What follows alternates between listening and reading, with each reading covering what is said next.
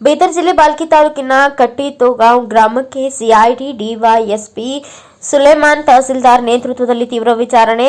5:45ಕ್ಕೆ ಸಚಿನ್ನ ಬಾಲ್ಕಿಯ ಟಿಟೋಗಾಂವ್ ಮನೆಗೆ railway police ಅಧಿಕಾರಿಗಳ ಜೊತೆ ಆಗಮಿಸಿದ ಸಿಐಡಿ ಅಧಿಕಾರಿಗಳು. ರಾತ್ರಿ 7:55ಕ್ಕೆ ಸಚಿನ್ ಮನೆಯಿಂದ ಹೊರಬಂದ ಸಿಐಡಿ ಅಧಿಕಾರಿಗಳು ಸಚಿನ್ ಮನೆಯ ಬಾಗಿಲು ಬಂದ್ ಮಾಡಿ ಆತ್ಮಹತ್ಯೆ ಕುರಿತು ತೀವ್ರ ವಿಚಾರಣೆ ನಡೆಸಿದ ಸಿಐಡಿ ಅಧಿಕಾರಿಗಳು. ನಾಳೆ ಮತ್ತೆ ವಿಚಾರಣೆಗೆ ಆಗಮಿಸಲಿರುವ ಸಿಐಡಿ ಅಧಿಕಾರಿಗಳು ಇನ್ನು ವಿಚಾರಣೆಗೆ ಬಗ್ಗೆ ಸಚಿನ್ ಸಹೋದರಿ ಹೇಳಿಕೆ, ಸಚಿನ್ ಸಹೋದರಿ ಸುರೇಖಾ ಹೇಳಿಕೆ ಎಲ್ಲ ಹೇಳಿಕೆ ಪಡೆದುಕೊಂಡಿದ್ದಾರೆ. ಹೇಳಿಕೆಗಳನ್ನ ವಿಡಿಯೋ ಚಿತ್ರೀಕರಣ ಮಾಡಿಕೊಂಡಿದ್ದಾರೆ.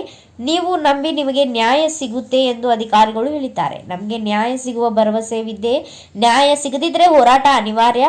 ಕೇಂದ್ರ ಸರ್ಕಾರದ ಮೇಲೆ ಒತ್ತಡ ಹೇರುತ್ತೇವೆ. ಸಿಬಿಐ ತನಿಖೆಗೂ ಒತ್ತಾಯಿಸುತ್ತೇನೆ. ಎಲ್ಲ ಆರೋಪಗಳು ಹೊರಗಡೆ ಇದ್ದಾರೆ. ಸಿಐಡಿ ಅಧಿಕಾರಿಗಳು ತನಿಖೆಯ ಬಳಿಕ ಕ್ರಮದ ಭರವಸೆ ನೀಡಿದ್ದಾರೆ. ನೋಡಬೇಕು ಯಾವ ತರಹದ ನ್ಯಾಯ ಕೊಡಿಸ್ತಾರೆ. ಈ ಸರ್ಕಾರದ ಮೇಲೆ ನಂಬಿಕೆ ಇಲ್ಲದಂತಾಗಿದೆ. ಸರ್ಕಾರ ಮತ್ತು ಪೊಲೀಸರ ನಡೆಯಿಂದ ಬೇಸರವಾಗಿದೆ. ನಮಗಾಗಿ ಹೋರಾಟ ಮಾಡುವ ಬಿಜೆಪಿಗೆ ಧನ್ಯವಾದ. ಸುರೇಖಾ. ಶ್ರೀಮಂತ ರಾವ್ ಇಂಜುರೆ, NKS TV 4 ನ್ಯೂಸ್, ಬೀದರ್.